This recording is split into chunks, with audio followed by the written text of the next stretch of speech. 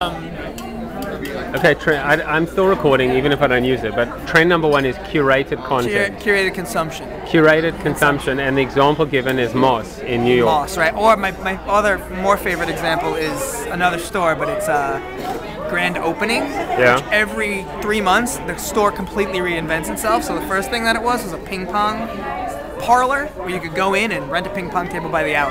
Why is this necessary? I don't know, it's just cool.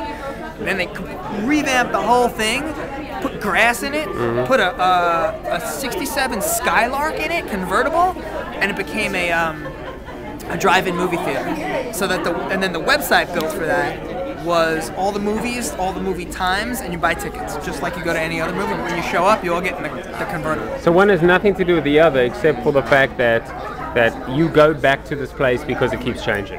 Exactly. All right. Top 3 trends we're doing, right? Yeah. I would go with I Love Me. It's trend number 2. Yeah. In that the whole reality TV thing, blah blah blah. Yeah. It's dying down, but there's so many other ways for people now to get themselves out there. Andrew Keane would scowl and scorn and call it the narcissistic. It's the narcissistic nature of Web 2.0. Right, but Twitter is a perfect example of that. Yeah. Do I really need to know what everybody is doing? Maybe I do, but maybe I don't. All right. But it's really the people who tweet have a little bit of that narcissism in them, but also they might not be thinking of it that way. Not to say that everybody who uses Twitter is into themselves, but it's just that easy to get you out there, and people love being voyeurs. Right. So they feed each other. And then they love the sound of their own voice.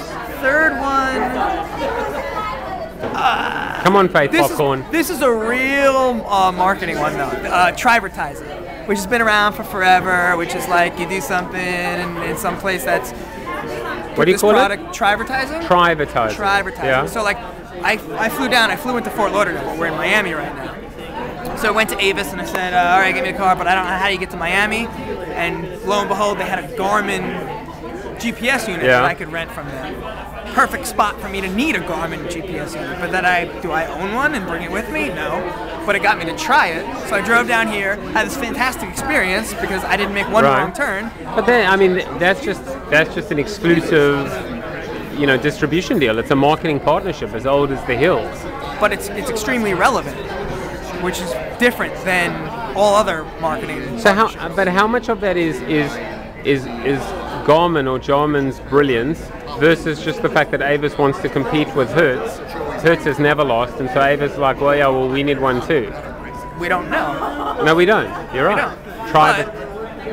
So another example then would be Charmin opening up public bathrooms in Times Square during Christmas season. It's toilet paper. When do you need toilet paper? When you have to go to the bathroom really bad. But the whole experience. Well, that's also pop-up retail. It's also pop-up retail. And it's also experiential. Which I think is a done trend. But I think maybe if I may be so bold, because I hold the camera, be bold. Is instead of maybe tryvertising, maybe also call it trialvertising, which is this idea. It's not. It's the idea of it's the same thing that you're saying, but I think it's this ability to get somebody to use the product as opposed to think about using the product. At the most opportune and relevant time. That's the key to it, I think. Like the Garmin thing and the toilet paper, you're using it when you need it, not when somebody's like, hey, look over here, check this out, try this. As your typical standing on Times Square corner and handing out samples. Well, it's like Virgin, like I flew Virgin, what do you call it? What's the Virgin America? Yeah. And they've got Method soap, branded and giveaways. Brilliant. Yeah, nicely done. Fantastic. Yeah, that was awesome, man. Sorry that I had to ruin and pervert an innocent conversation with this, but it was very cool.